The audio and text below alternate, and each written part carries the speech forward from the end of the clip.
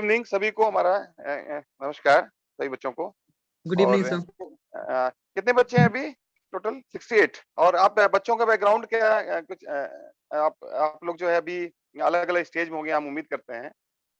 और कोई एकदम नया होगा, कोई थोड़ा अनुभवी होगा, कोई एक्सपीरियंस्ड होगा। और कोई किसी की काफी अच्छी तैयारी होगी, किसी की काफी अभी जस्ट शुरुआत कर रहा होगा, कोई तेज होगा, कोई कमजोर होगा। लेकिन बिल्कुल जो है अपने को इसमें कोई घबराने की जरूरत नहीं है। और हम लोग तैयारी जो है एकदम मन से करना है। आप लोग के लिए क्या इंग्लिश या हिंदी, कौन सा क्या कंफर्टेबल रहेंगे आप लोग? सर हिंदी रहेगा। हिंदी रहेगा ना? Yes sir. हिंदी रहेगा सर, हिंदी। हाँ सर, हिंदी सही रहेगा। हाँ ठीक है। आज हम एक इंट्रोडक्शन सेशन कर रहे हैं अभी, फिर अगली बार से हम कर लेंगे थोड़ा इंट्रोडक्शन सेशन, और उसके बाद पॉलिटी पे थोड़ा सा हम आपको कुछ बताएंगे। तो मैं पहले अपना परिचय दे दूं। मैं वेद प्रकाश मिश्रा 2004 बैच हूँ, रेवेन्यू सर्विस से IRS हूँ। अभी मिनिस्ट्री ऑफ एनवायरनमेंट और फॉरेस्ट में डायरेक्टर हूँ, दिल्ली में पोस्टेड हूँ मंत्रालय में। और पर्यावरण से संबंधित प्रदूषण, पोल्यूशन, वेस्ट मैनेजमेंट, केमिकल, इन सब मामलों को देखता हूँ भारत सरकार के निदेशक के रूप में। तो और बच्चों हमारी ये उम्मीद होगी अभी हम मैं मेरी उम्मीद होगी कि अभी आप लोग जो है तैयारी, चूंकि एग्जाम अब आई थिंक मई में, कब है एग्जाम बच्चों? कब कोई 28 ऑफ में 28 में ना? अभी काफी पर्याप्त समय आप लोगों के पास। तो देखिए प्री का मैं दो तीन चीजें आपको बता दूं। प्रीलिम्स होता है उसकी वैल्यू, उसकी पॉजिटिव वैल्यू तो कुछ नहीं है, लेकिन नेगेटिव वैल्यू बहुत है।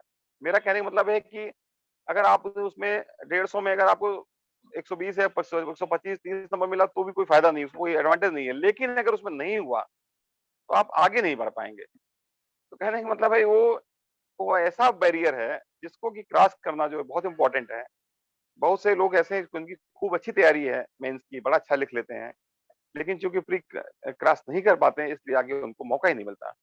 तो ये प्रीलिम्स में आप लोग ध्यान रखिएगा कि आपको इसको बहुत सीरियसली लेना है, और क्योंकि इसके बिना आप आगे नहीं जा पाएंगे। दूसरा चीज ये है कि प्रीलिम्स का और मेंस का जो सिलेबस है उसमें दो चीजें हैं। एक तो प्रीलिम्स का सिलेबस वाइड होता है, डीप नहीं होता। मतलब बहुत कोई भी चीज बहुत गहराई में नहीं पूछी जाती, लेकिन लेकिन कुछ भी पूछी जा सकती है।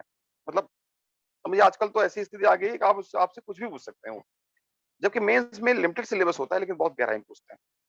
तो आप लोग मेंस प्रीलिम्स में आपके पास कोई चॉइस नहीं रहती कि आप जो है क्या छोड़ दें क्या पढ़ें। ज्यादा ज्यादा चॉइस नहीं रहती, मेंस में आप सेलेक्ट कर सकते हैं और आपको सब कुछ पढ़ना है और हर चीज को आपको अच्छे से तैयार करना है। तीसरा चीज हम एक आपको एडवाइस देंगे कि आपको पढ़ना सब कुछ है, लेकिन आप अपनी प्रायोरिटी जरूर सेलेक्ट कर लीजिए। आपको बहुत लोगों ने बताया होगा, लेकिन मैं भी अपनी तरफ से आपको बता दूं, थोड़ा गाइड कर दूं कि जैसे कि प्रीलिम्स में मोटा मोटी 7 या 8 सब्जेक्ट होते हैं। पॉलिटी है, इकोनॉमिक्स है, हिस्ट्री है, मैथ है, ठीक है ना, और स्टैट्स है, और ज्योग्राफी है, ठीक है, साइंस एंड टेक्नोलॉजी है, करंट अफेयर्स हैं। 7-8 इस तरह के टॉपिक्स होते हैं। तो इनमें से जो है आपको ऐसा करना पड़ेगा कि कुछ कुछ टॉपिक जो आपके स्ट्रांग हो उनको आपको फोकस करना पड़ेगा। आप अगर सब पे फोकस करेंगे तो शायद उतनी स्थिति अच्छी स्थिति ना बने, क्योंकि लगभग आप समझिए कि 150 में आप समझो कि जनरल कैंडिडेट्स के लिए 90-95 तो एकदम सेफ रहता है क्वेश्चंस जो है। तो उस हिसाब से अगर आप अगर साथ में 4 या 5 चीजों फोकस करते हैं और बाकी जो पढ़ेंगे, लेकिन उतना उतनी उतनी गंभीरता से नहीं, उतना सीरियसली नहीं, जितना उन चीजों को जो हम सेलेक्ट किए हैं, तो इसमें आपका सफल होने के चांसेस ज्यादा रहेंगे। उदाहरण के लिए मैं अपना उदाहरण देता हूँ। जैसे मेरा हर बार प्रीलिम्स में होता था, सिविल में भी और स्टेट्स में भी। तो उसमें मैंने क्या किया था कि हिस्ट्री और जैसे हिस्ट्री और पॉलिटी था मेरा, चूंकि मेरा साइंस बैकग्राउंड था, तो मैं इकोनॉमिक्स, ज्योग्राफी और साइंस टेक्नोलॉजी इन तीनों पे एकदम फोकस करता था। मैं कोशिश करता इनका मैं 80-90% क्वेश्चंस में सही कर दूं। हिस्ट्री मुझसे नहीं होती थी। हिस्ट्री के जो 10-12 क्वेश्चंस थे, खासकर एंशिएंट हिस्ट्री, उसको मैं उस पर ज्यादा मेहनत नहीं करता था। लेकिन क्या था कि अगर मान लीजिए 12 सवाल आते हैं एंशिएंट हिस्ट्री, एंशिएंट और मेडिवल मिला के, अगर हम थोड़ा पढ़ेंगे तो 2-3 करेंगे, बहुत मेहनत करेंगे तो 4-5 कर पाएंगे, ठीक है ना। तो जो है तो तो इसलिए मैं उसको उतना ज़्यादा फ़ोकस उस पे नहीं किया। तो मैं सबको सलाह दूँगा कि अपना-अपना वो प्रायोरिटी एरिया 7 में 7-8 सब टॉपिक्स हैं जो जीएस के, उसमें से अब तो चूँकि जीएस का वैल्यू बढ़ेगा, जीएस ही है सिर्फ़ प्रीलिम्स में, तो उसमें से अब कोई ऑप्शनल तो है नहीं, इसलिए 7-8 टॉपिक्स में आप अपने को 4-5 टॉपिक जो आपके मज़बूत हैं, उनको आप एकदम प्रायोरिटी एरिया बनाइए, उनके ऊपर ज़्यादा मेहनत करिए। बाकी जो बचे हुए टॉपिक्स हैं, उनको भी पढ़ लें, लेकिन उतनी थोड़ा-सा उनको उतनी गंभीरता से नहीं।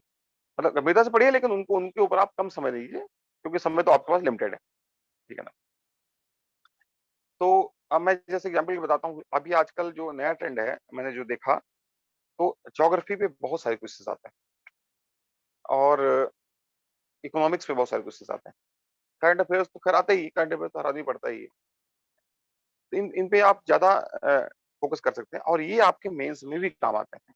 जबकि एंशिएंट और मेडिएवल हिस्ट्री जो है, वो प्रीलिम्स में आता है, मेंस में नहीं आता है, ठीक है ना? इसी और ज्योग्राफी चूँकि ऐसा सब्जेक्ट है, ज्योग्राफी मैं इसलिए कह रहा हूँ बार-बार, कि ज्योग्राफी में ये और सब्जेक्ट से ये जुड़ा हुआ है। इकोनॉमिक ज्योग्राफी है, फिजिकल ज्योग्राफी है, ठीक है? तो इकोनॉमिक ज्योग्राफी जो इकोनॉमिक्स से भी रिलेटेड है, ठीक है ना? तो एक उसके साथ आप इकोनॉमिक्स की तैयारी थोड़ी बहुत हो जाएगी। और अच्छा सुनो बच्चों, आपको कभी भी जो है कोई सवाल अगर पूछना हो, कोई डाउट हो, तो आप हमको बीच में रोक सकते हैं। हमारा ऐसा नहीं कि लास्ट में, ऐसा बिल्कुल नहीं है। अब हम बात कर रहे हैं, अभी एक कैजुअल टॉक कर रहे हैं। आप लोग जब भी आपको लगे कि कोई इसमें आपको कन्फ्यूजन है या कोई सर क्लैरिटी चाहिए, कोई मुझे हाँ, बोलिए। 1 मिनट सर, कोई वेटिंग रूम में स्टूडेंट्स तो नहीं है, देख लीजिएगा एक नहीं, बार। नहीं, मैंने एडमिट कर लिया सभी को, जो आ ठीक रहे है, हैं मैंने। Okay okay, thank you sir. हाँ, तो ज्योग्राफी जो है, तो मैं इसलिए कह रहा हूँ उसमें इकोनॉमिक ज्योग्राफी देखो, एक साथ-साथ आपका इकोनॉमिक्स भी तैयार होता जाएगा, प्लस मेंस की थोड़ा बहुत तैयारी होती जाएगी। तो टॉपिक्स आप जो जो इश्यू टॉपिक्स हैं, जो सब्जेक्ट्स हैं इसमें जीएस के, उसमें आपको पहले क्राइटेरिया फिक्स कर लीजिए। अच्छा, तो ये बता दिया। अगला चीज़ कि प्रीलिम्स में आपको प्रैक्टिस बहुत इम्पोर्टेंट है। आप कितना भी पढ़े हों, कितना भी आपकी तैयारी हो, लेकिन जब तक आप प्रैक्टिस नहीं करेंगे, आप नहीं कर पाएँगे। क्योंकि कई बार हमने खुद अपना अनुभव किया है कि मुझे लगता है हमें तो सब आ रहा है, सब तैयार हो गया। जब करने बैठते तो लगता है अरे! ये तो आता ही नहीं, ये भी नहीं आता, ये भी नहीं आता, ये अगला भी नहीं आता, ये भी नहीं आता। तो इसलिए क्योंकि हमने कभी प्रैक्टिस नहीं किया उस हिसाब से। तो जब हम प्रैक्टिस करते हैं तो समझ में आता है कि सवाल किस तरीके के हैं, क्या लेवल है क्वेश्चंस का और हम उसको कितने समय में कर पाते हैं। क्योंकि सवाल सही होने ज़्यादा इम्पोर्टेंट से बराबर उतना ही महत्व इस बात का है कि हम कितने समय में कर पाते हैं, कितने कितने टाइम में कर पाते हैं। तो जो है तो इसलिए अपने को ये भी देखना पड़ेगा कितने समय में कर पाते हैं। तो नहीं पता चला कि अगर हमने सवाल सही कर दिया लेकिन उसको 5 मिनट लगा दिए, वो सवाल वो गलत होने से भी बुरा है। इससे अच्छा हम छोड़ देते हैं उसको, क्योंकि वो 4-5 और सवालों के समय खा गया हो, ठीक है ना? तो आपको ये देखना पड़ेगा और प्रैक्टिस करने के लिए आप पुराने अनसॉल्व्ड क्वेश्चंस देख सकते हैं। प्रैक्टिस सेट्स आते हैं आजकल, बहुत इंटरनेट पे अवेलेबल हैं, बहुत सारे कोचिंग अवेलेबल हैं और उनको आप सॉल्व कर सकते हैं। खुद उनको फिर चेक कर सकते हैं, अपने किसी दोस्त से, किसी टीचर से, सबसे उनसे आप चेक करवा सकते हैं और अपने अपना सेल्फ इवैल्यूएशन कर सकते हैं कि कितना हम कर पा रहे हैं, कितना हम नहीं कर पा रहे हैं। तो ये हो गया कि आपका प्रैक्टिस। तो एक तो हो गया सब्जेक्ट को आप प्रायोरिटी डिसाइड कर लीजिए, दूसरा हो गया आप प्रैक्टिस आपके लिए बहुत महत्वपूर्ण है। और तीसरा है कि इवैल्यूएशन।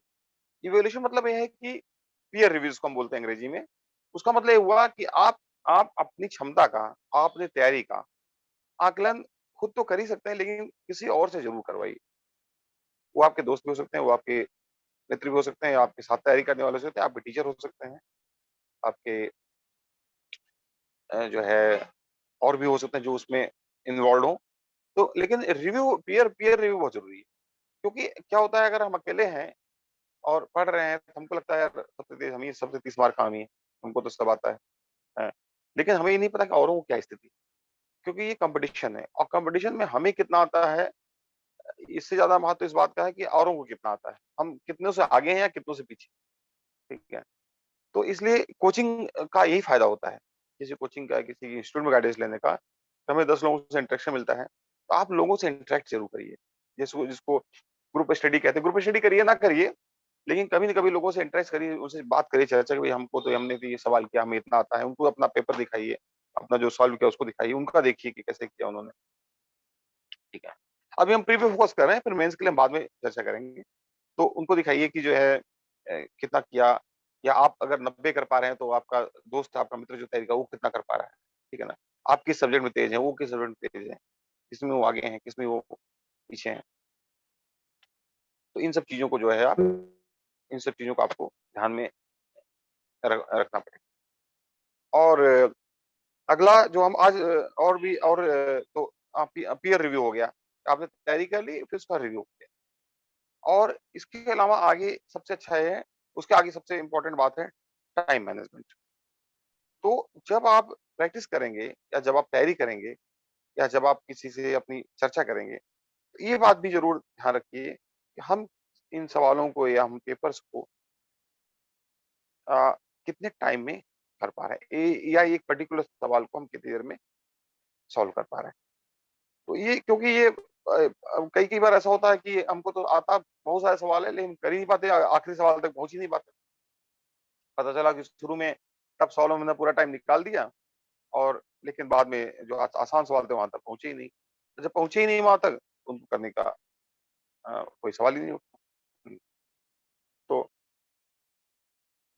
इसलिए जो है, ये आप अपने टाइम को मैनेजमेंट करना और टाइम को चेक करना अपने लिए बहुत इंपॉर्टेंट है, कि टाइम जो है हम किस तरह से क्वेश्चन सॉल्व करें, किस तरह टाइम मैनेजमेंट करें।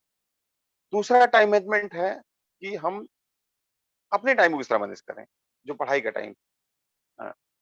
तो पढ़ाई का टाइम बच्चों ऐसा है कि आपको ये देखना पड़ेगा, सबका अपना-अपना पढ़ने का तरीका होता है, अपने का पढ़ने का कोई ज़्यादा पढ़ पाता है, कोई कम पढ़ पाता है, किसी कोई शार्प होता है, कोई मेमोरी तेज होती है, किसी की मेमोरी कमज़ोर होती है। मेमोरी पे हम एक बात बता दें आपको, कि मेमोरी तेज होना बहुत बड़ा गुण नहीं है, मेमोरी कमज़ोर होना बहुत बड़ा अवगुण नहीं, ख़ास करके प्रीलिम्स के लिए। क्योंकि हम आप अगर देखिए जो है, अगर तो समझिए कि बहुत से, अब जैसे टेलीफ़ोन ऑपरेटर होते हैं, ठीक है, जो प्रेस करने वाले होते हैं, धोबी होते हैं, इन सब की मेमोरी बहुत तेज़ होती है। हज़ारों कपड़ों में आपका कपड़ा पहचान लेते हैं कि कौन-सा इनका है, और बिना बोले हुए दे देते हैं आपको। लेकिन इसलिए इसलिए और बहुत से बहुत बड़े-बड़े साइंटिस्ट हुए हैं, बहुत बड़े-बड़े स्कॉलर हुए हैं, उनकी मेमोरी बहुत कमज़ोर थी। तो मेमोरी एक एडवांटेज है, ऐसा नहीं कि नहीं है एडवांटेज। लेकिन अगर मेमोरी अपने आप में कोई बहुत बड़ा आपको एडवांटेज नहीं होगा, अगर आप मेहनत करेंगे।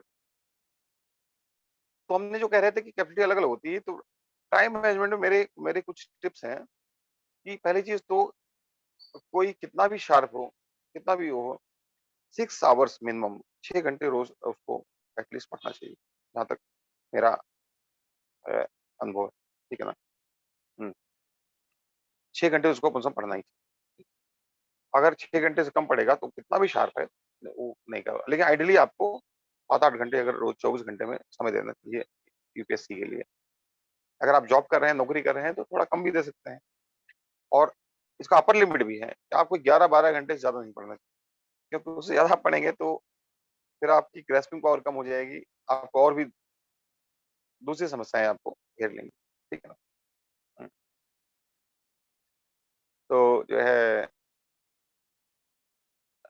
तो इसलिए समय का मैनेजमेंट अपने लिए इम्पोर्टेंट है, क्योंकि आपको घर के और भी बहुत सारे लोगों की बहुत सारी ज़िम्मेदारियाँ होंगी। अ, इसमें अ, इसमें कितने लोग जॉब कर रहे हैं, कुछ बता सकते हैं आप? कोई है, मॉडरेटर है कोई? बता सकते कितने लोग इसमें, अंदाज़ के लगभग कितने लोग अ, अगर हैंड रेज़ का कोई ऑप्शन है क्या इसमें?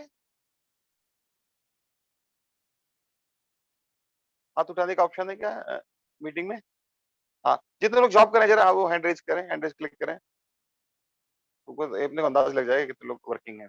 तो हम उन जॉब करने वालों के लिए मैं एक बात बता दूँ कि उनके लिए उनको थोड़ा समय कम मिलेगा, क्योंकि उनके पास और भी ज़िम्मेदारियाँ हैं।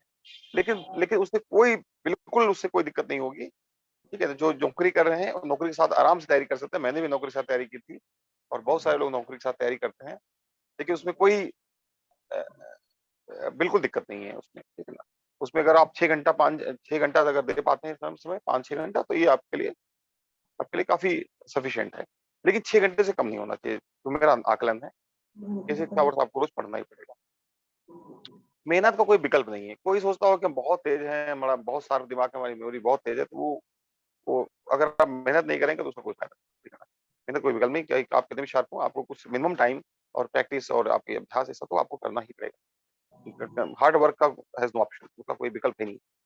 तो इस बारे में किसी को भ्रम में नहीं रहना चाहिए कि हम बहुत शार्प हैं। ठीक है? तो और दूसरी, अच्छा ये तो मैंने बताया टाइम मैनेजमेंट। तो टाइम मैनेजमेंट आपको इस तरह करना पड़ेगा कि 6 से लेके 11 घंटे के बीच में, डिपेंडिंग ऑन 11-12 घंटे का, depending on your capability, depend on your intelligence, आपकी मेमोरी, आपके वर्किंग स्टाइल, आपका जॉब और आपके घर की परिस्थिति के हिसाब से 6 से 12 घंटे आप जो है पढ़िए। तो आप, आई थिंक वो आपके लिए आपके लिए सफिशिएंट। और उसी में आप सारी चीजें कर सकते हैं, प्रैक्टिस भी कर सकते हैं, पढ़ाई भी। ठीक है ना? अच्छा, और ठीक है, और अगला चीज हमें बताना चाहेंगे आपको कि पढ़ाई के जो तरीके हैं कुछ, आज चूंकि पहला दिन है तो हम कुछ इस पे भी रोशनी डाल रहे हैं। देखिए बहुत से लोगों ने आपको गाइड किया होगा, बताया होगा, लेकिन मैं भी अपना अनुभव शेयर करता हूँ आपसे, अपने अपनी खुद की पढ़ाई से और बाकी लोगों की पढ़ाई से जो किया हूँ। ठीक है ना? तो आपको पढ़ने में दोनों तरीकों का यूज करना पड़ेगा। शुरू आप सर कोई टॉपिक, excuse me। आवाज आ रही है? हाँ सर। हेलो? सर जरा बुक लिस्ट के बारे में भी बता दीजिएगा। हाँ बताएंगे, बिल्कुल बताएंगे, बिल्कुल हम सब आएंगे, सब आएंगे। आप एक बार पहले, आज पहला दिन है, बिल्कुल बताएंगे। तो पहले हम आपको एक बेसिक गाइडलाइन दे जो एकदम कुछ, क्योंकि कुछ ऐसे बच्चे होंगे जो एकदम नई शुरुआत किए हैं, उनको Sir, कोई आइडिया listen नहीं। to me. हाँ बताओ, कोई कोई बोलना चाहता है, कुछ बताइए।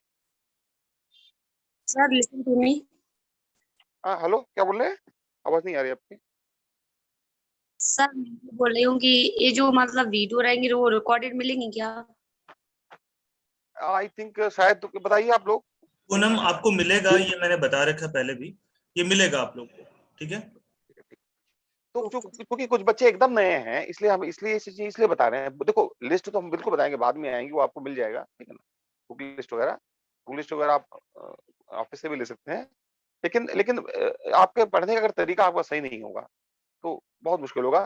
देखिए हम आपको बताएं कि एक तैयारी एक ट्रिक भी है, एक मेहनत तो है, ये ट्रिक भी है। आपको अगर आप गलत तरीके से मेहनत कर रहे हैं तो फिर कोई फायदा नहीं है। जैसे अगर आपको एक दीवार बनानी है और आप अगर ईंटें ईंटें तिरछे आड़े तिरछे जोड़ रहे हैं तो दीवार, आपको टाइम भी लगेगा, दीवार बनेगी भी नहीं अच्छी। तो आपको पता होना चाहिए कि भाई ईंटें हमको कैसे रखनी है। अगर कोई मजदूर है और दिन भर दीवार की जुड़ाई कर रहा है लेकिन ईंटें सही नहीं लगा रहा है तो दीवार अच्छी नहीं बना सकता।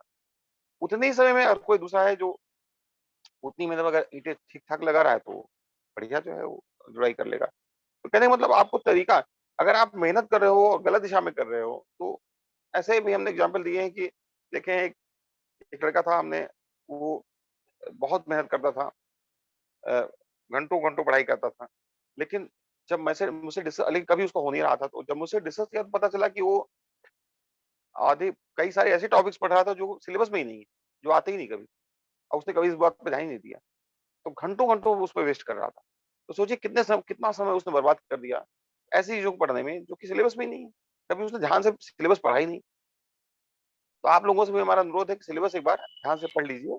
लेकिन जैसा कि मैंने कहा है, प्रीलिम्स से अगर सिलेबस में कोई टॉपिक है तो उससे अगल बगल ऊपर नीचे बिल्कुल पूछा जा सकता है। ठीक है? सर प्रीलिम्स का सिलेबस, हाँ बोलो।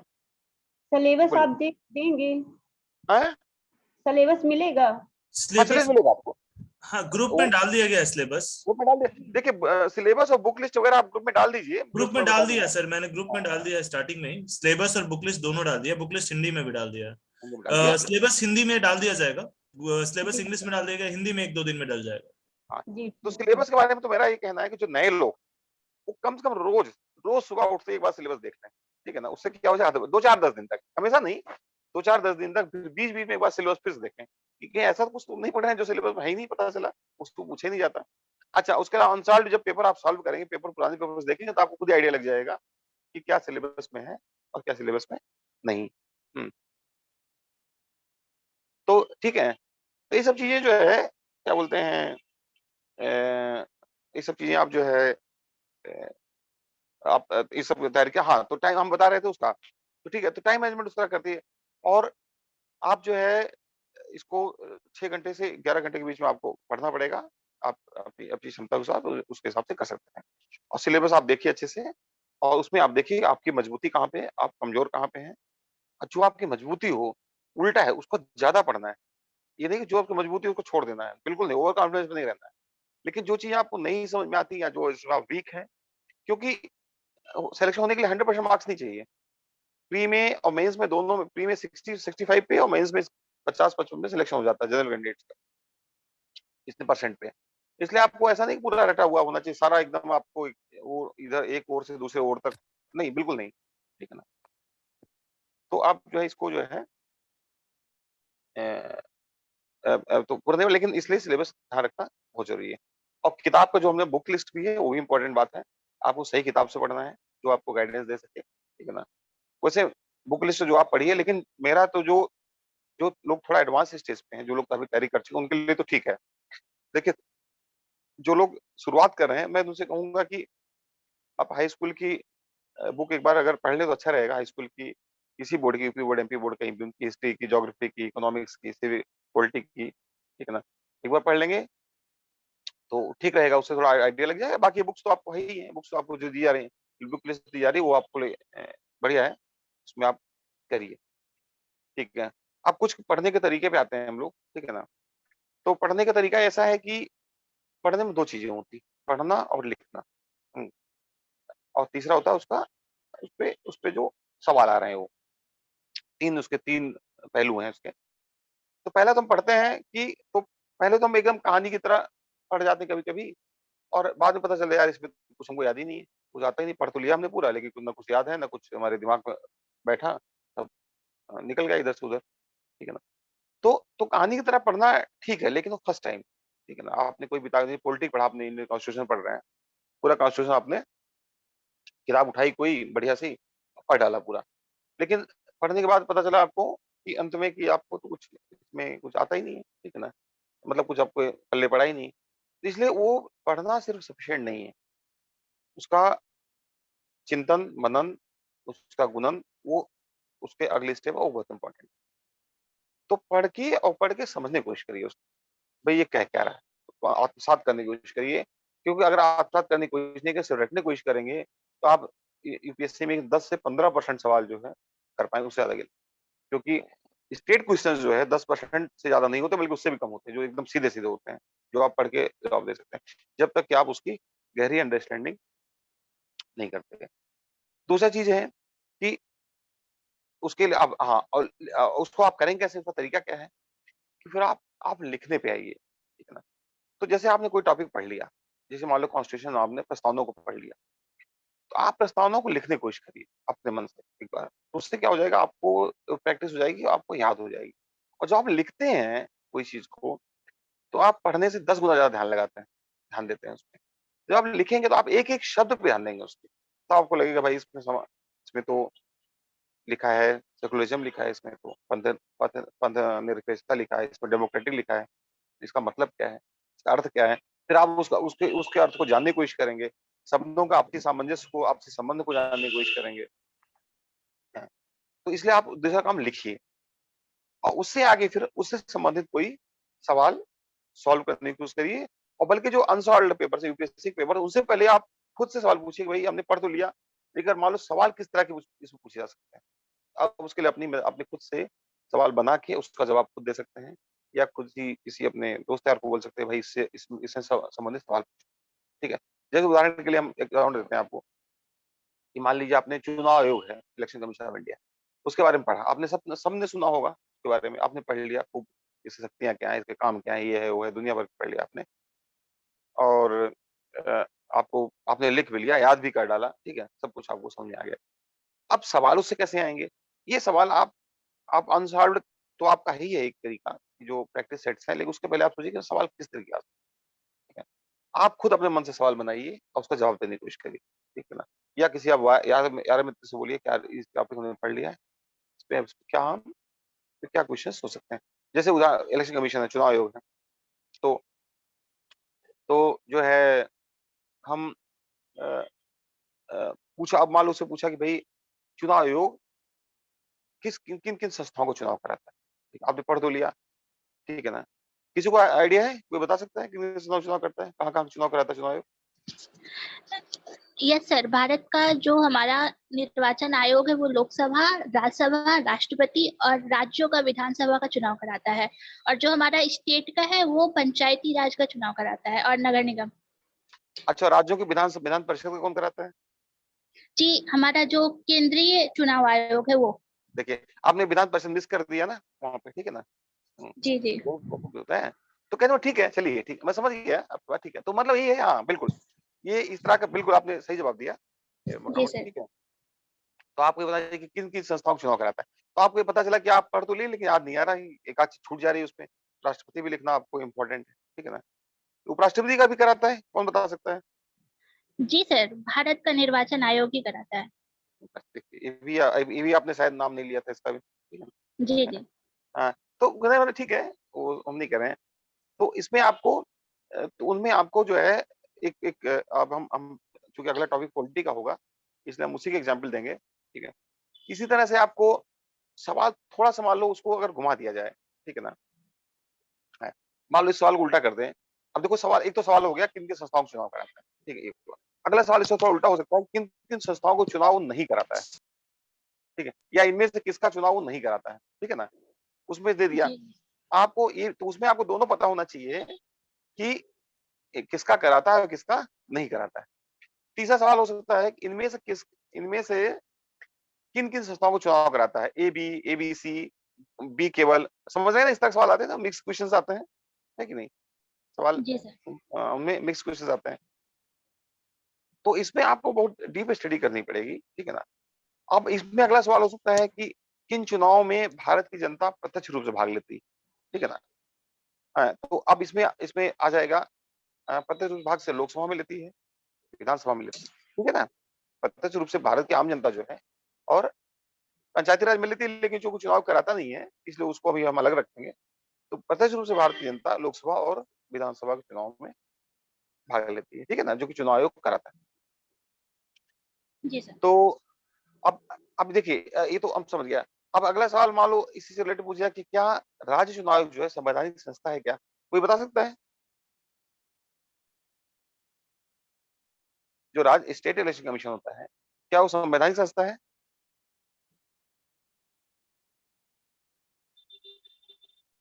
संवैधानिक संस्था मतलब वो होता है कि जिसका कि ज़िक्र जो है वो अपने कॉन्स्टिट्यूशन में हो। जैसे कि चुनाव आयोग का अपने जो भारत का चुनाव आयोग है, उसका तो ज़िक्र अपने उसमें है, क्या बोलते हैं, इंडियन कॉन्स्टिट्यूशन में सर, है। उसका तो है। लेकिन जो जो राज्य चुनाव आयोग है, ठीक है ना? वो जो है क्या जो है उसमें? जी सर, संवैधानिक है। है? संवैधानिक। है संविधान में? अब देख मतलब मैं देखिए अभी ठीक है, कोई बात है। आप जितने जवाब दिया ठीक दिया या लेकिन मैं उस पे अभी जवाब पे नहीं जा रहा हूँ, मैं केवल सवालों पे जा रहा हूँ, ठीक है ना? कि सवाल किस तरह के आ सकते हैं। तो जब पढ़ते समय आपको जो हम बात कर रहे थे शुरू में, कि पढ़ते समय आपको एक एक वो देखना पड़ेगा कि आपको लिखना पड़ेगा, उसको मनन और उसका अंडरस्टैंडिंग, ठीक है? उसकी जो है अंडरस्टैंडिंग करनी पड़ेगी आपको, उसको आत्मसात करना पड़ेगा उसको और उससे जुड़े हुए सारे पहलुओं को आपको ध्यान से देखना पड़ेगा, जिससे क्योंकि हमने बताया ना स्टेट स्टेट जो है कभी नॉर्मली नहीं आता है। स्टेट जो है स्टेट को नहीं आता नॉर्मली जो है अ, तो सब मिक्स्ड होते हैं और सारे सारे जो है पहलू एक दूसरे से जुड़े हुए होते हैं। तो आपको स्टेट का सेंटर का जनता से संबंधित है, कौन सी जनता से संबंधित नहीं है, इन सब चीजों को ध्यान में आपको रखना पड़ेगा। अब अच्छा एक हो गया कि आपको हाँ अंडरस्टैंडिंग करना और फिर अगला स्टेप आता है अनसॉल्व्ड लास्ट स्टेप जो अभ्यास का प्रैक्टिस सेट का। जब आपने खुद से सवाल बना के दोस्तों से आपने डिस्कस कर लिया, अब आप अभ्यास करने के लिए प्रैक्टिस करने के लिए तैयार हैं। क्योंकि देखिए आप स्टेट अभी अगर आप प्रैक्टिस सेट शुरू करेंगे, तो आप पता चला आप नहीं कर पा रहे हैं तो आप डिमोरलाइज हो जाएँगे। यार हमने इतना पढ़ाई की, हमें तो कुछ आता ही नहीं है, सवाल ही नहीं कर पा रहे हैं। और मैं आपको ये बात कहता हूँ, बता रहा हूँ कि आप जो है पूरा कॉन्स्टिट्यूशन आप रट डालिए, पूरा पॉलिटी पढ़ डालिए, एक सिरे से दूसरे सिरे तक, तो भी आप पॉलिटी के 25% क्वेश्चन यूपीएससी से ज़्यादा नहीं कर पाएँगे। जब तक कि आप उसको ठीक से अंडरस्टैंड नहीं करें, क्योंकि सवाल बहुत उलझे हुए, बहुत घुमावदार होते हैं। आप लोग कभी पेपर देखे होंगे जो जानते हैं, इसलिए आपको उसको अच्छे से उसको अंडरस्टैंडिंग करनी पड़ेगी, तब आप उससे ज्यादा क्वेश्चंस कर पाएंगे। और अगर आप पॉलिटी के 60-70% क्वेश्चंस कर लेते हैं, किसी भी टॉपिक के 60-70% क्वेश्चन कर लेते हैं, इसका मतलब आपकी तैयारी अच्छी है, ठीक है ना, आपकी बढ़िया तैयारी है। अब पॉलिटी का एक एज ए सब्जेक्ट एक फायदा ये भी है कि ये मेंस में भी काफी अच्छा इस पे फोकस रहता है, जोर दिया जाता है। मेंस में इसका एसएस पे भी आता है, तो आपको अच्छे से इसको आपकी तैयारी बढ़िया से आप करनी चाहिए। तो ये हमने जो है क्या बोलते हैं छोटा आपको एक बैकग्राउंड बताया कि तैयारी में किन किन पहलुओं का आपको ध्यान रखना है, किन किन चीजों पे। हाँ, अगला चीज एक लास्ट है, एक दो चीजें और हैं जो इनसे जुड़ी नहीं है, लेकिन मैं उसकी भी चर्चा करना चाहूंगा।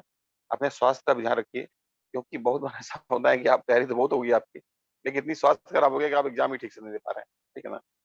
बहुत होता है, दुर्घटनाएं होती हैं ऐसी, इसलिए स्वास्थ्य का ध्यान रखिए। और अभी कुछ अगर आप कोचिंग कर रहे हैं यहाँ या कहीं और कर रहे हैं तो अच्छी बात है, लेकिन सेल्फ स्टडी भी इम्पोर्टेंट है उतना, ठीक है ना। कोचिंग से आपको या हमारे सिर्फ आपको गाइडेंस मिल सकता है, लेकिन पढ़ाई आपको स्वयं नहीं करनी। और बुक्स भी ऐसा नहीं, कोई भी बुक आप जो लिस्ट है उसके हिसाब से आप पढ़िएगा, लेकिन बुक भी आपको तब तक मदद नहीं कर पाएगी जब तक आप खुद जो है अपनी मदद स्वयं नहीं करना चाहेंगे, ठीक है। और जो है तो ये सब चीजें हम बैकग्राउंड बताए। अब पॉलिटी, अब हम सब्जेक्ट पे आ गए, जो हम सब्जेक्ट की बात कर रहे थे कि जो है कौन कौन से सब्जेक्ट हमारे बेसिकली जो है उसमें। तो देखिए मेनली तो आपके पास रहते हैं जो है जनरल साइंस रहता है, जिसको हम साइंस टेक्नोलॉजी भी कह सकते हैं। एक्चुअली प्रीलिम्स में जनरल साइंस रहता है, मेंस में साइंस टेक्नोलॉजी बोल सकते हैं, क्योंकि मेंस में अप्लाइड पोर्शन पे ज्यादा ध्यान देते हैं। इंडियन पॉलिटी आता है प्रीलिम्स में, इकोनॉमिक्स सही है, आपको पता है, ज्योग्राफी हमने बता दिया आपको, हिस्ट्री पूरा आता है, एंशिएंट मिडिवल मॉडर्न सब आता है, जबकि मेंस में सिर्फ मॉडर्न हिस्ट्री आती है और करंट अफेयर। तो ये मोटे मोटे 6 टॉपिक हैं, ठीक है ना। और मैथ वाला तो ही है आपको, जो मैथ्स वगैरह वाला तो आपके पास आता ही है। और एक उसका पेपर आता है, सी सेट का आता है ना, ठीक है ना। तो बोलते हैं ये सब चीजें आपको, तो लेकिन अभी हम फिलहाल चूंकि जीएस पे फोकस कर रहे हैं, तो इन सब्जेक्टों पे फोकस करेंगे। अब हम पॉलिटी में क्या बोलते हैं जो है, अब हम पॉलिटी की एक पॉलिटी का भी बैकग्राउंड आपको आज दे देंगे, फिर कल अगली नेक्स्ट से हम डीप में जाएंगे, ठीक है। पॉलिटी का पहला जो है पहला स्टार्टिंग पॉलिटी की कहाँ से, कोई बता सकता है? अब इंडियन पॉलिटी की स्टार्टिंग कहाँ से हो सकती है? सबसे पहला टॉपिक क्या होना चाहिए? Yes sir, historical background. Historical background ठीक है, लेकिन फिर भी इंडियन पॉलिटी का बेस क्या है? प्रियम्बल सर, प्रियम्बल सर, संविधान सभा का निर्माण। भारतीय संविधान का निर्माण। Constituent Assembly, sir, how Bharat Constituent Indian Assembly constitution created sir. the Constitution. हाँ बस एग्जैक्ट, करेक्ट, हम ये सुनना चाह रहे हैं, इंडियन कॉन्स्टिट्यूशन। अरे भाई अपना पहले तो कॉन्स्टिट्यूशन बोलो ना आप लोग, ठीक है ना। भारतीय पॉलिटी का बेस इंडियन कॉन्स्टिट्यूशन, ठीक है। और भारतीय पॉलिटी सिर्फ इंडियन कॉन्स्टिट्यूशन नहीं है, प्रेम्बल तो उसका एक पार्ट हो गया यार ना। मैं भारतीय पॉलिटी का जो बेस है वो इंडियन कॉन्स्टिट्यूशन, लेकिन उसमें सिर्फ इंडियन कॉन्स्टिट्यूशन ही नहीं है, पूरा हमारा एडमिनिस्ट्रेटिव सिस्टम है, सरकारें कैसे चलती हैं। देखिए इंडियन कॉन्स्टिट्यूशन सिर्फ हमारा एक गाइडिंग डॉक्यूमेंट है, एक हमारा गाइड है, ठीक है ना, इट्स लाइक ए गाइड, ठीक है ना, हमारा एक निर्देशन है, ये हमारा एक मार्गदर्शन है। लेकिन बाकी चीजें उस पे उससे निकली हुई, जैसे कि इंडियन कॉन्स्टिट्यूशन में दिया भाई कि जो है सुप्रीम कोर्ट होगा, इसमें इतने जज होंगे, ये है वो है, ठीक है ना। लेकिन वो जुडिशरी काम किस तरह करेगी, कॉन्स्टिट्यूशन में नहीं दिया हुआ है। इसके लिए आपको लॉ बनता है, ठीक है ना, इसके लॉ बनता है, उसके कस्टम्स है, ट्रेडिशंस है, सब कुछ मिला के पॉलिटिक्स सब मिला के है, ठीक है ना। लेकिन कॉन्स्टिट्यूशन ने आपका बेस दिया हुआ है, तो constitution is a part of Indian polity, उसका बेसिक, ठीक है। लेकिन उसका मेन हाँ बोलिए sir. I am Ruchi girl sir, मैं ये पूछ रही थी कि जो बुक्स होती है आवाज नहीं 6 से लेके 10th और 12th तक की जो बोला जाता है, हाँ तो सर उनको मतलब उनकी इम्पोर्टेंस क्या है यूपीएससी में? बुक्स की बात कर रही हैं? यस सर, एनसीईआरटी बुक्स की। देखो अभी मैं बताऊँ अभी तुम अच्छा इस चीज पे थोड़ा सा हम बता देते हैं फोकस। देखो एनसीईआरटी का एक समय, अब देखो इनफॉर्मली बात है इसको, 2014 तक एनसीईआरटी की वैल्यू थी ज्यादा, ठीक है ना ठीक है ना। अभी तो थोड़ा सरकार बदल गई है, जमाना बदल गया है, ठीक है ना। तो एनसीईआरटी कोई, अब जो पेपर एनसीईआरटी से बनता था वो समय निकल गया अब, ठीक है ना, ये ज्यादा साल अब कोई जरूरी नहीं है। लेकिन अब मैं सिक्स तो नहीं बोलूंगा, मैं जरूर अभी थोड़े पहले मैंने कहा था हाई स्कूल की बुक्स आप पढ़ लीजिए, एनसीईआरटी बिल्कुल जरूरी नहीं है। आप एनसीईआरटी की पढ़ सकते हैं, आप यूपी बोर्ड की पढ़ सकते हैं, एमपी बोर्ड की पढ़ सकते हैं, आप सीबीएसई की पढ़ सकते हैं, ठीक है ना। हाई स्कूल लेवल की आप जिन जो शुरुआत कर रहे हैं तैयारी की, उनसे मेरा रिक्वेस्ट है कि हाई स्कूल की किताब 9th और 10th, सिक्स तो बहुत अब जरूरत नहीं है आपको, अब तो आगे निकल चुके हैं आप उससे, ठीक है ना। 9th और 10th की किताब आप इनकी इन जो सब्जेक्ट्स हमारे हैं हिस्ट्री की, ज्योग्राफी की, इन सब की आप पढ़ सकते हैं। एनसीईआरटी की हो तो भी ठीक है, एनसीईआरटी की ना हो तो भी ठीक है ना। एक समय ऐसा था जी सर। जबकि जो एनसीईआरटी का सिलेबस किताब लिखते थे वही लोग एनसीईआरटी का सिलेबस बनाते थे। अब वो एक पॉलिटिकल बात है, उसको छोड़ दीजिए, ठीक है ना। अब वो स्थिति नहीं रही। अब आप एनसीईआरटी के अलावा बाकी किताबें एनसीईआरटी पढ़ सकते हैं, हम ये मना नहीं कर रहे हैं, लेकिन कोई जरूरी नहीं है। और एक बार उनके हाई स्कूल की आप बुक पढ़ लेते हैं, उसके बाद फिर आप उन बुक को पढ़िए जो हमारी यहाँ लिस्ट दी जा रही है। फिर आप आगे जाके डीडी बसु की, सुभाष कश्यप की जो बड़ी-बड़ी किताबें हैं, जो बड़े-बड़े संविधान विशेषज्ञों ने लिखी है, उनको आप आगे जाके उनकी पढ़ाई कर सकते हैं। लेकिन शुरुआत आपको हाई स्कूल की किताब से करना है, ये मेरा सुझाव है। और कोई सवाल इस मुद्दे पे? नो सर, हुँ, थैंक यू। सर 1 मिनट। हाँ, बोलिए। सर एनसीईआरटी अगर हम हाई स्कूल और इसमें पढ़े तो सर उसमें टॉपिक किस तरह का पढ़ें और किस तरह से उसमें नहीं, रीड हाँ, करें? एनसीईआरटी देखिए, मैंने बताया आपको प्री का सिलेबस बहुत वाइड है, ठीक है ना?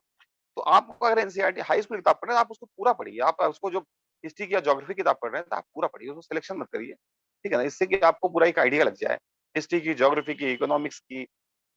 आप एनसीईआरटी किताब पढ़ रहे हैं हाई स्कूल, हम इसलिए हम 12th की नहीं कह रहे हैं, हम हाई स्कूल की बात कर रहे हैं। हाई स्कूल की किताब पढ़िए तो आप पूरा पढ़िए, उसमें आप सेलेक्ट मत करिए, ठीक है ना? क्योंकि उससे एक एक आपको थोड़ा-सा बेस आपका तैयार हो जाएगा, ठीक है ना? फिर जब आप एडवांस किताब पढ़ेंगे, जो हम अभी लिस्ट दे रहे हैं, उसमें आप फिर थोड़ा सोचिए कि हमें ये फोकस करना है, इसमें हमें फोकस नहीं करना है, ठीक है ना? ठीक है ना? जैसे आप 6 टॉपिक हमने बताए आपको, 6 टॉपिक 7 टॉपिक हैं आपके, ठीक है ना? करंट अफेयर्स है, करंट अफेयर्स है, जर्नलिस्ट वो है, साइंस है, इंडियन पॉलिटी, इकोनॉमी है, ज्योग्राफी और हिस्ट्री है, ठीक है? ये 6 टॉपिक है, मोटे-मोटे हैं, जीएस के पार्ट है, ठीक है? तो इसमें से जो है आप कोई 4 टॉपिक, मेरा सलाह है कि उसको आप थोड़ा अच्छे से पढ़िए, बहुत फोकस करके, और 2 टॉपिक को आप थोड़ा साधारण तरीके से पढ़ सकते हैं, उसमें कम समय दे सकते हैं। लेकिन जब एनसीईआरटी की आप किताब पढ़ रहे हैं या हाई स्कूल पढ़ रहे हैं, उसको आप एक बार तो आप उसको पढ़ ही लीजिए पूरा, ठीक है ना? उसमें मत छूटिए, ठीक है? तो जो जो पॉलिटी का जो आपका वो है, जो पॉलिटी आपकी है, वो पूरी तरह से कॉन्स्टिट्यूशन पे बेस्ड है, लेकिन पूरी तरह कॉन्स्टिट्यूशन नहीं है, ठीक है ना? जैसे कि हम एग्जाम्पल के लिए नए जो एक्ट्स आते हैं, लोकपाल है, लोकायुक्त है, ठीक है ना? ये सब कॉन्स्टिट्यूशन में नहीं है। ये अलग से एक्ट पास किया जा रहा है इसके लिए, ठीक है ना? लेकिन वो भी हमारी पॉलिटी का इम्पोर्टेंट पार्ट है, ठीक है? ठीक है ना? तो इसलिए उसको भी जो आपको उतना ही इम्पोर्टेंट, तो लेकिन शुरुआत हम कॉन्स्टिट्यूशन से करते हैं, क्योंकि कॉन्स्टिट्यूशन हमारा बेस है पॉलिटिक्स, ठीक है ना? और क्योंकि वहीं से हमारी सरकार की शुरुआत होती है, सरकार कैसे चलेगी, कैसे बनेगी, लेकिन उसके बाद हज़ारों सवाल। और एक चीज़ आपको अवश्य बताएँ कि जो कानून है हमारे, जो लॉ हैं, वो जो अंग्रेजों के ज़माने के बने हुए हैं, जो ब्रिटिश पार्लियामेंट में पास थे, या इंडियन जो उसमें नाम की जो संसद थी अपनी असेंबली वगैरह यहाँ इंडिया में, उनमें जो पास हैं, वो भी अभी तक लागू हैं। जैसे हमारा आईपीसी 1860 की इंडियन पेनल कोड है, अभी तक लागू है, इंडियन पुलिस एक्ट है, ठीक है ना? एविडेंस एक्ट है, बहुत सारे पुराने कानून जो है 100-100 साल, 200 साल अंग्रेज़ों ज़माने के आज भी लागू है हमारे ऊपर, ठीक है ना? वो भी हमारी पॉलिटी का पार्ट है। अभी धीरे-धीरे उनको बदला जा रहा है, चेंज किया जा रहा है, ठीक है ना? लेकिन अभी तक चल रहे हैं। सीआरपीसी हमने 1973 में हम ले आए, ठीक है ना? उसी ले आए। सीआरपीसी से हमने जो है उसको अलग किया, जुडिशरी को एग्जीक्यूटिव से अलग किया, ठीक है ना? तो आप कह सकते हैं जुडिशरी एग्जीक्यूटिव अलग करने का क्या मतलब है, कोई बता सकता है?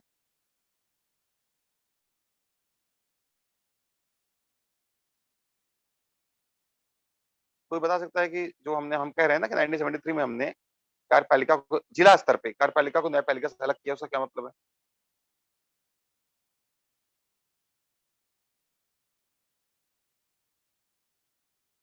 जिला स्तर पे कार्यपालिका, न्याय कार्यपालिका में कौन होता है? जिला स्तर पे कौन होता है? हेड है उसका एग्जीक्यूटिव का?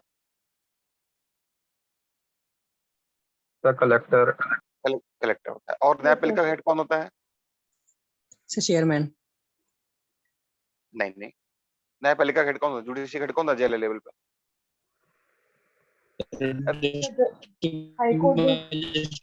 जिला स्तर पे, जिला स्तर पूछ रहा हूँ मैं। डीएम। नहीं, डीएम तो कार्यपालिका का हो गया ना, बताया ना।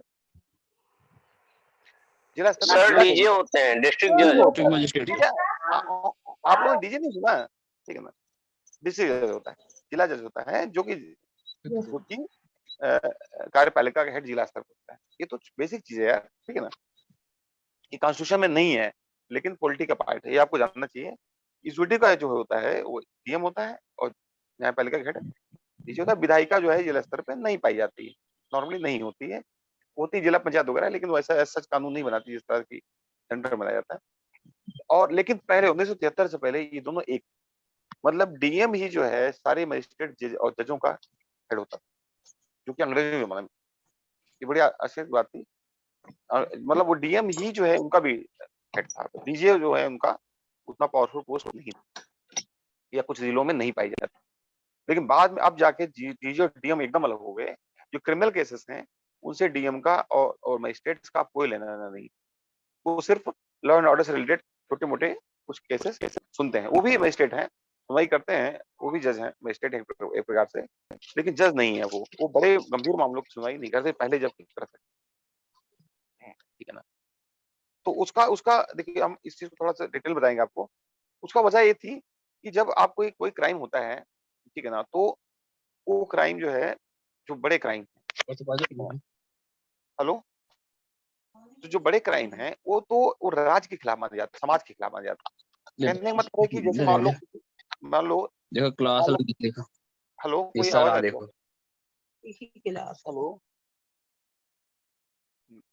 प्लीज अपना माइक म्यूट कर ले, जब बोलना हो तभी उसको ऑन करें। दिल्ली से लगे मोबाइल। तो जो अभी क्या होता है कि जब कोई पॉलिटी का बेसिक चीज है, जब कोई अपराध होता है, बड़ा अपराध है, वो राज्य के खिलाफ माना जाता है, समाज के खिलाफ। मान लो किसी ने अपने अगर बेटे का, तो किसी का माइक ऑन है, गेस्ट डिस्टर्बेंस। हाँ, कृपया बात ना करें आपस में।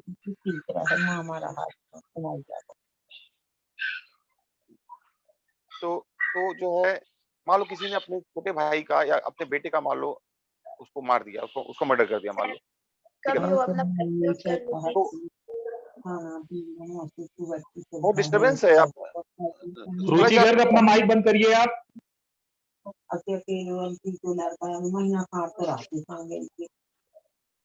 सर रिमूव कर दीजिए। तीसरी बात रुचिकर को क्लास में नहीं सुन रहे हैं। आप म्यूट कर दीजिए सर। अगर कर देना हो सही तो बताओ, नहीं तो फिर कई लोग की आवाज आ रही है। अंकित दुबे हैं और सैमसंग है। आप लोग इनको निकाल दीजिए। आप लोग आपका एडमिन नहीं है आप लोग? सर आप ही हैं वो, एक आप कर लो, आप कर लो, आप अपने को बना लो।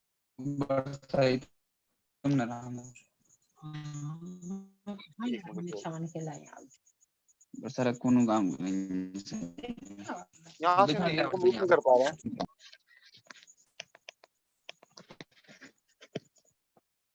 बस सर 1 मिनट में कर रहा हूँ इनको अब आप कर लीजिए, कर लीजिए। हाँ ठीक है, अब ठीक है। तो जो हम बता रहे थे कि मान लो किसी ने अपने बेटे का मर्डर कर दिया, और कहेगा भाई हम तो रिपोर्ट नहीं लिखवाएंगे, हम तो अपने बेटे को मारे, किसी से क्या मतलब है, ठीक है ना।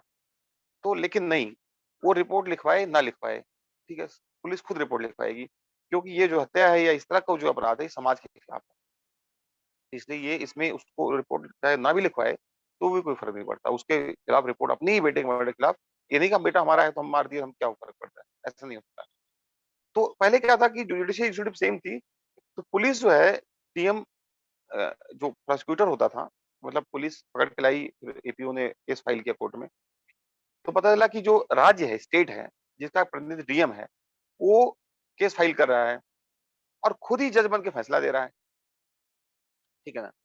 तो एक उसका जो है जुडिशरी का तो बेसिक रूल है कि पहली चीज तो कोई अपने ही मामले में जज नहीं हो सकता है, ठीक है ना। हम अपने ही मामले में खुद फैसला नहीं ले सकते, जज नहीं कर सकते, ठीक है ना। और दूसरा नियम है कि सबको अपनी बेगुनाही, निर्दोषता साबित करने का मौका मिलना चाहिए। मतलब जो कितना भी बड़ा गुनाहगार हो उसकी बात सुनी जानी चाहिए। तो इसलिए जब डीएम जो दोनों का हेड होता था तो वो बात क्लैश होती थी। डीएम एक तरफ तो पकड़ के ला रहा है, पेश कर रहा है, और दूसरा खुद ही जज बन गया, ठीक है ना। तो यही चाहेगा ना भाई कि सजा हो जाए इसको, तो निष्पक्षता कहाँ रही। तो इसलिए एग्जीक्यूटिव और जुडिशरी को 1973 में अलग किया गया।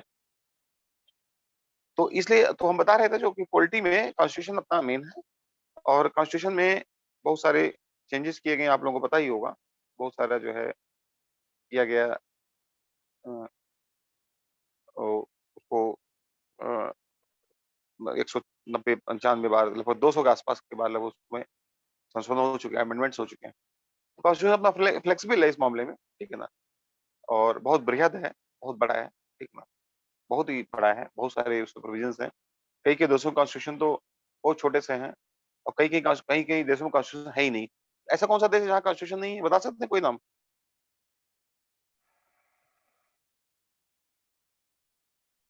अच्छा, कोई देश है आप लोग जानते हैं जिसमें कोई संविधान नहीं है इनका? नहीं सर, रिटन अंटार्कटिका। कॉन्स्टिट्यूशन है जहाँ पे ब्रिटेन, नहीं है, ब्रिटेन बस ब्रिटेन का संविधान नहीं है, मतलब लिखित नहीं है, बाकी नियम कानून तो है ही है, लिखित लेकिन लिखित संविधान नहीं है। अंटार्कटिका में नहीं है सर। अंटार्कटिका तो कोई देश ही नहीं है, ठीक है ना। अंटार्कटिका तो कोई देश ही नहीं है। अफगानिस्तान में भी शायद नहीं होगा, हो सकता है। फिनलैंड में भी नहीं है, अफगानिस्तान में भी नहीं है। स्विट्जरलैंड। नहीं, स्विट्जरलैंड में है, स्विट्जरलैंड में है। इंग्लैंड में नहीं है, स्विट्जरलैंड इंग्लैंड मतलब है, कनाडा। कनाडा में तो है, इंग्लैंड में नहीं, ब्रिटेन में नहीं है, सही है। सऊदी अरब में भी नहीं है। सऊदी अरब में भी नहीं होगा, करेक्ट। और अफगानिस्तान में भी अब नई सरकार आई है तो होगा भी, तो ना होने के बराबर ही है, ठीक है ना। इससे कोई मतलब ही नहीं उसका, ठीक है ना। और सऊदी अरब में, सऊदी अरब में क्या है कि जो कि राजतंत्र है, वहाँ किंगडम है, आपको पता है राजतंत्र है वहाँ पे, ठीक है ना। वहाँ किंग होते हैं जिनको शाह कहते हैं। तो वहाँ के संविधान एक प्रकार से कैसे, वहाँ तो क्या है, राजा ने जो कह दिया, जो आदेश निकाल दिया, उसको डिक्री बोलते हैं, रॉयल डिक्री बोलते हैं। शाही आदेश जो है वही वही संविधान है, वही रूल है, वही नियम है, वही कानून है, सब कुछ वही है, ठीक है ना। इसलिए वहाँ संविधान की कोई वहाँ आवश्यकता नहीं है। तो जो है तो इसलिए जो है वहाँ पे संविधान की जरूरत नहीं है। तो संविधान तो होना बहुत इंपॉर्टेंट है। अच्छा, ये दूसरा चीज आप बता सकते हैं, संविधान की आवश्यकता कहाँ से पड़ी? मतलब शुरू में तो संविधान कहीं कहीं नहीं होता था, राजतंत्र था जब, तो लोगों को क्यों लगा कि संविधान होना चाहिए? कोई बता सकता है? अनम्यूट करके बोलिए और फिर म्यूट कर दीजिए अपना तुरंत।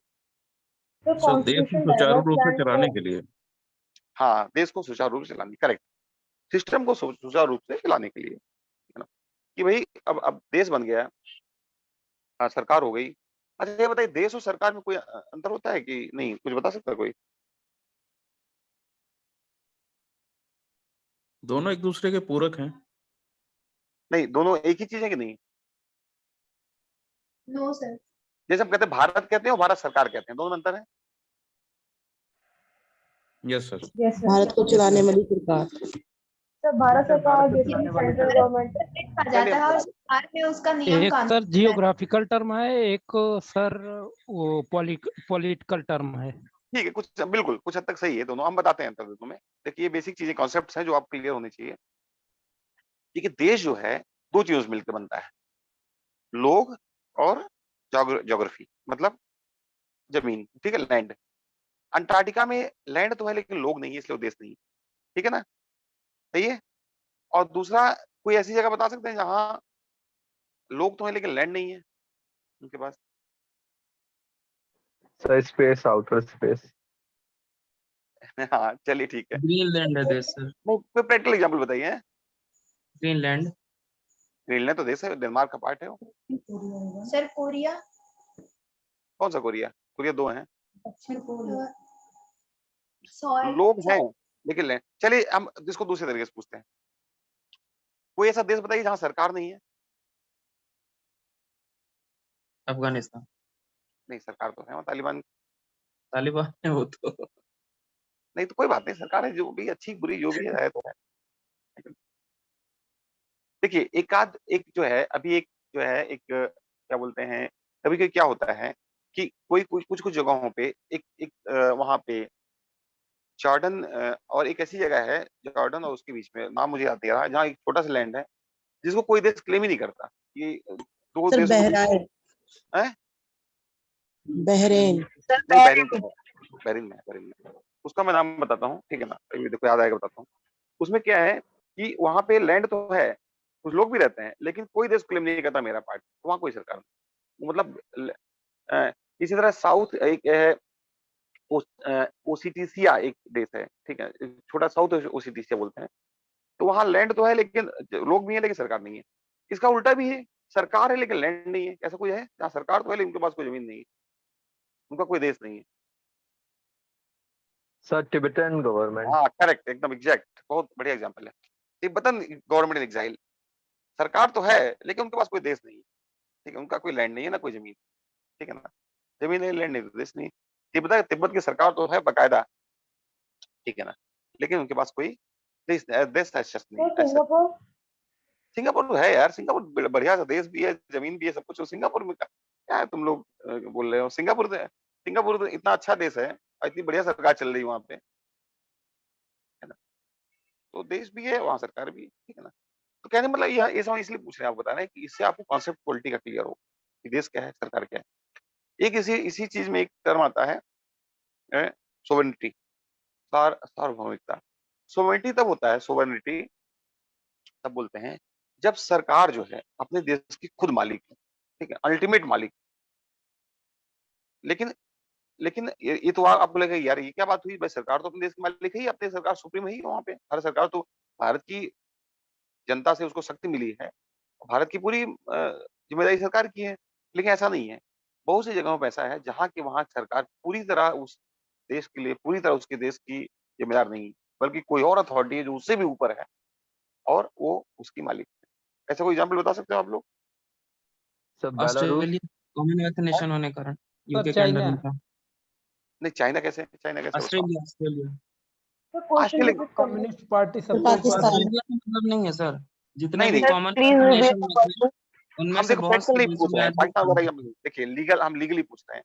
देखिए लीगली क्या है, ऑस्ट्रेलिया कुछ हद तक सही है, कनाडा ऑस्ट्रेलिया, कनाडा ऑस्ट्रेलिया में क्या है, उनकी जो सरकार है उसके हेड जो है वो ब्रिटेन की यूके महारानी है, आप तो महाराजा हाँ हो गए, ठीक है ना, ब्रिटेन के कॉमनवेल्थ महाराजा, नेशन तो वो सार्वभौम नहीं, सोवरेन नहीं पूरी तरह से, हाँ वो पूरी तरह सोवरेन नहीं है, ठीक है ना, प्रैक्टिकली है लेकिन लीगली नहीं है, कानूनी रूप से नहीं है। कानूनी रूप से उनका हेड जो है ब्रिटिश कॉमनवेल्थ के पार्ट हैं और ब्रिटेन के महाराजा अब उनके हेड हैं, इसलिए वो पूरी तरह सार्वभौम नहीं, सोवरेन नहीं, हाँ। ठीक है।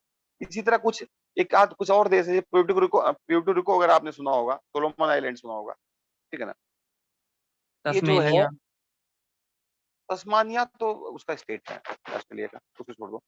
प्यूर्टो रिको और सोलोमन आइलैंड्स वगैरह हैं जो स्टेट, राज्य तो है, देश तो हैं, लेकिन जी इनकी जो अल्टीमेट कंट्रोल है वो यूएस के हाथ, ठीक है, हम्म उनको प्रोटेक्टोरेट बोलते हैं, प्रोटेक्टोरेट, ठीक है ना, उनके अंदर संरक्षित राज्य, ठीक है ना, मतलब सरकार है, सब कुछ है वहां पे, लेकिन अल्टीमेट पावर जो है उनके हाथ में, जैसे कि डोमिनियन स्टेटस बोलते हैं, डोमिनियन, ठीक है ना। तो इस तरह से सरकार, तो अलग अलग चीजों को आपको दिमाग में रख के चलना पड़ेगा कि ये इसमें हमें क्या है और सर क्या नहीं। भूटान भी एग्जांपल होगा इसका। नहीं, भूटान नहीं, भूटान सार्वभौम देश, भूटान हांगकांग भारत से ये उनकी ट्रीटी पैलेस्टीन जरूर इसी है। में आएगा क्या? हांगकांग कह सकते हैं, Hong Kong correct, Hong Kong correct example है। लेकिन हांगकांग तो अब, हाँ हांगकांग में कह सकते हैं आप कुछ हद तक, पूरी तरह स्वतंत्र नहीं है, उसको अलग एक देश दो व्यवस्था कहते हैं वो लोग, लेकिन चाइना ने उसको अपना देश, अपना पार्ट डिक्लेयर कर दिया, इसलिए हांगकांग का एग्जाम्पल पूरी तरह सही नहीं है, ठीक है ना। और कुछ ऐसे देश, एक एग्जाम्पल है ताइवान। ताइवान ऐसा जो देश तो है, सब कुछ है, लेकिन हम लोग बहुत से ज्यादातर देश को देश नहीं मानते, ठीक है, उसको मान्यता नहीं दे रखी, समझ रहे हैं ना आप लोग, ठीक है ना। सर तो इस ताइवान हिसाब से तो इजराइल भी हो सकता है सर। नहीं, इसराइल को ज्यादातर देशों में मानता है। देखिए केवल 6 देशों ने इसराइल पाकिस्तान को, केवल 6 देशों ने इसराइल को मानता नहीं की, यस सर। जिसमें पाकिस्तान शामिल। जिब्राल्टर बाकी हो गए हाँ, हाँ जिब्राल्टर वगैरह एग्जाम्पल है। तो बाकी 200 देशों ने, 150 देशों ने इसराइल को मानते हैं, लेकिन ताइवान को बहुत ही कम देशों ने मान्यता दी, ठीक है ना, ज्यादातर देशों से मान्यता नहीं दी है। जैसे अभी दो गणराज्य थे यूक्रेन के, उसको उन्होंने, रशिया ने उनको मान्यता दे दी, लेकिन अब देश तो नहीं माने जाएंगे क्योंकि भाई बाकी सब ने दी नहीं उनको, ठीक है ना, ठीक है, उनका अजीब से नाम है तो चलिए ठीक है। लोहांस एंड दो हाँ ऐसे ऐसे वही लुहांस्क और एक है क्या नाम है उसका जो, ठीक है ना, Greenland Greenland Greenland Greenland Denmark का पार्ट, डोनवास हाँ डेनमार्क का, करेक्ट। ग्रीनलैंड में आपको कंफ्यूजन दूर कर दें, ग्रीनलैंड पूरी तरह से डेनमार्क का एक स्टेट, उसके कब्जे में है, उसका राज्य, उसका स्टेट, उसका उसका भाग है, इसलिए ग्रीनलैंड फ्री नहीं है। अंटार्कटिका कोई राज्य नहीं, कोई देश नहीं है, अंतर्राष्ट्रीय संधि के अनुसार वहां कोई देश अपना कब्जा नहीं कर सकता है, ठीक है ना। अंटार्कटिका जो है, अंटार्कटिका फ्री है एकदम, वो चूंकि इंसान नहीं है, लैंड तो इंसान नहीं है, इसलिए वहां पे वो कोई देश है ही नहीं। समुद्र है, समुद्र में देखिए पानी है चारों तरफ, वो भी कोई देश नहीं, कोई इंसान नहीं वहाँ, कोई परमानेंट, अंटार्कटिका में कोई परमानेंट सेटलमेंट नहीं है, लोग रहते हैं वहां पे लेकिन आते जाते रहते, कोई परमानेंट सेटलमेंट नहीं है, ठीक है ना। ये तो फिजी इसलिए जो है, वगैरह भी होंगे ना?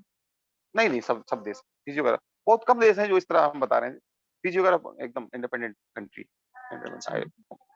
भूटान इंडिया में संधि जरूर है, लेकिन भूटान इंडिया का प्रोटेक्टोरेट नहीं है, भूटान सार्वभौम देश है, उसके उसके मामले में उसको पूरी पूरी तरह उसका पावर, ठीक है। भूटान बिल्कुल इंडिया का पार्ट नहीं है, मतलब इंडिया से उसका कोई ऐसा लिंक नहीं है कि जो उसका कोई गाइड करे उसको। हाँ विदेश के मामलों में भूटान इंडिया भूटान को गाइड करता है, ये एक संधि हुई है कि भूटान विदेश मामलों में भूटान वही काम करेगा जो इंडिया सलाह देगा नॉर्मली, लेकिन और कोई ऐसा कोई कब्जा नहीं है, कोई अधिकार नहीं, ठीक है। तो चलो ठीक है, आज का अब आई थिंक आज हम भी थोड़ा सा अभी थोड़ा सा बिजी हैं, तो आई थिंक काफी हो गया, और हम लोगों ने आप लोगों को पढ़ाई लिखाई सब के बारे में हमने एक जो है वो दे दिया, वो दे दिया बैकग्राउंड, ठीक है ना। तो अब बाकी अब कुछ और सवाल पूछना हो आपको जो हमने आज बात की उसके बारे में, तो आप पूछ सकते हैं 2 मिनट, नहीं तो फिर आज का क्लास खत्म करते हैं।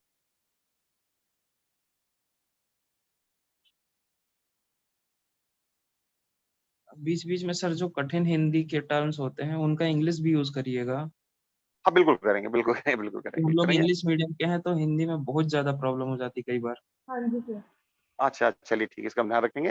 हाँ बिल्कुल सही बात है, क्योंकि हमने इसलिए शुरू में पूछा था, लेकिन आई थिंक ज्यादातर हिंदी वाले हैं, इसलिए हम नहीं हिंदी नहीं, में वो ही नहीं है सर, वो अच्छी बात है। क्या कुछ है शब्द कि हम हाँ लोग लिटरेचर इंग्लिश वाले थे तो जैसे संविधान में बहुत ज्यादा कॉम्प्लेक्सिटी आ जाती है।